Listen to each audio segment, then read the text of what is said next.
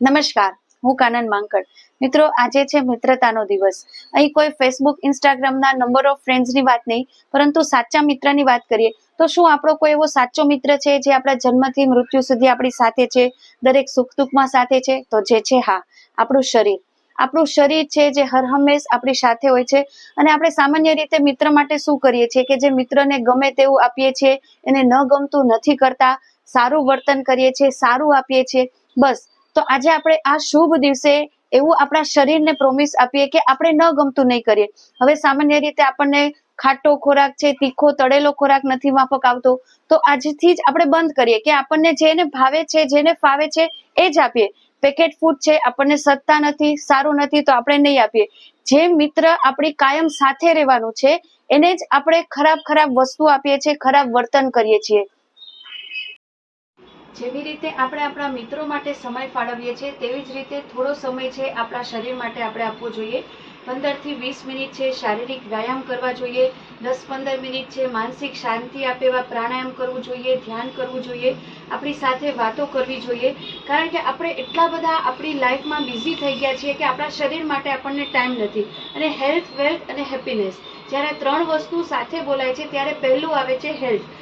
તમે લાખો કરોડો કમાતા હશો, પરંતુ આપણી સારી હેલ્થ નહીં હોય, સ્વસ્થ શરીર નહીં હોય, તો બધું નકામું. માટે આપણા શરીરને થોડો સમય આપીએ તો હેપીનેસ છે, વેલ્થ છે, એ ઓટોમેટિક આપણી પાસે આવશે. અને એના માટે કોઈ આપણે એકદમ મોટા ખર્ચા કરી કોઈ મોટી જગ્યાએ જવાની પણ જરૂર નથી. આપણને જેવા ફાવે એવા વ્યાયામ છે ઘર બેઠા તમને સમય હોય ત્યારે કરી શકાય. ધારો કે હું અત્યારે અહીંયા બેઠી છું, હવે મારે પગને મજબૂત બનાવવા છે, પગ ઉપર કામ કરવું છે, સર્ક્યુલેશન સુધારવું છે, વેરિકોઝ વેઇનની, ડાયાબિટીસની કાંઈ પણ આવી નાની મોટી તકલીફ હોય તો કઈ રીતે કરવાનું? સિમ્પલ બેસવાનું, ટેકો ફાવે તો ટેકો દઈ શકો, પગને ઊંચા નીચા કરવાના છે, ટોઝ ઉપર વજન આવશે, તમને આખા પગમાં છે ખ્યાલ આવશે, સર્ક્યુલેશન વધશે. હવે એડી ઉપર બંને ન ફાવે તો એક પછી જેને પિંડીનો દુખાવો હોય, ગોઠણનો દુખાવો હોય, આ વસ્તુ તમે ઊભા કરી શકો, બેઠા બેઠા. હવે સર્ક્યુલેશન છે, ઉપરથી નીચે બ્લડ જાય છે, આપણે ઉપર ધકેલવું છે, તો ધીમે ધીમે આ રીતે વ્યાયામ કરી શકો. બાળકોથી લઈને વડીલ સુધી ફાસ્ટ કરી શકો. ગૃહિણીને સામાન્ય રીતે ફરિયાદ હોય છે સમય નથી મળતો, બેઠા બેઠા આ કરો, થોડું હાલવા ન જઈ શકાય, તો તમારે આ સમય છે આવી રીતે ફાળો. હવે આપણે બધાને પકડ ઓછી થઈ ગઈ છે. ગૃહિણીઓ છે, હવે હાથ ઉપર આવીએ. ગૃહિણીઓ છે, ઘણો બધો સામાન લેવાનો હોય છે, કીબોર્ડ પર લોકોને કામ કરવાનું હોય છે, મોબાઈલમાં આંગળીઓ ઉપર કામ કરવાનું હોય છે, તો આ હાથની પકડ નથી. તો તમે નવરા બેઠા છે, એકદમ આ રીતે લોહી છે એ આખા શરીરમાં પહોંચશે. અંગૂઠો એકવાર અંદર, અને ધીમે ધીમે નહીં કરી શકો તો થોડું ફાસ્ટ કરવાનું. અહીંયા આખું શરીર પણ છે, તમે હાથ ઉપર કામ કરશો, શરીર ઉપર વ્યાયામ થઈ જશે, કોઈ જુદો સમય નહીં. હવે એવી જ રીતે રિસ્ટને, કાંડાને મજબૂત બનાવીએ તો ગોળ ગોળ કાંડું ફેરવો.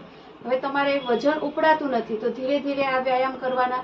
એવી જ રીતે તમારે ટેબલ વર્ક છે કન્ટિન્યુઅસ, તો થોડું પોસ્ચર પર ધ્યાન આપી આ રીતે સીધા બેસવાનું. ખભા પાછળ જ્યાં તમે કામ કરો છો ત્યાં તમારે ખભાને ગોળ ગોળ ફેરવવાના. 15-20 મિનિટ, 30 મિનિટ મેક્સિમમ. પછી તરત જ સિચ્યુએશન બદલી લેવાની. તમે ટેબલ પર ક્યારના કામ કરો છો, ચક્કર મારી આવો, બેઠા છો તો ઊભા થઈને થોડું વોકિંગ કરી લો, તો સિચ્યુએશન બદલી લેવાની. બાળકો છે અત્યારે એના પોસ્ચર બહુ ખરાબ થઈ ગયા છે, દફતરનું વજન એટલું બધું હોય છે, તો તે લોકો માટે પણ આ વ્યાયામ છે. એવી જ રીતે elbow to elbow touch upper body માટે આ વ્યાયામ છે. કોઈ જ સમય નથી, 15 થી 20 મિનિટ તમને જે માફક આવે એ વાતો કરો શરીર સાથે, પ્રાણાયામ કરો. કંઈ જ ન કરવું હોય તો બસ શાંતિથી બેસો, શ્વાસ પર ધ્યાન આપો, ક્યાંથી શ્વાસ લ્યો છો, ક્યાંથી શ્વાસ છોડો છો. ધીરે ધીરે આપમેળે તમારા વિચારો શાંત થશે, મગજ શાંત થશે, અને ઓટોમેટિક તમારે જે દિશામાં આગળ વધવું છે એ દિશામાં તમે વધી શકશો. તો બધાને સાથ આપવાને બદલે, બધાને સમય આપવાને બદલે પહેલા આપણે આપણા શરીરને સમય આપીએ, જાતને સાચવીએ. આશા રાખું છું આ વિડીયો આપને કામ આવશે. ફરી મળીએ નવા જ કોઈ વિષય સાથે. ત્યાં સુધી રજા લઉં. નમસ્કાર.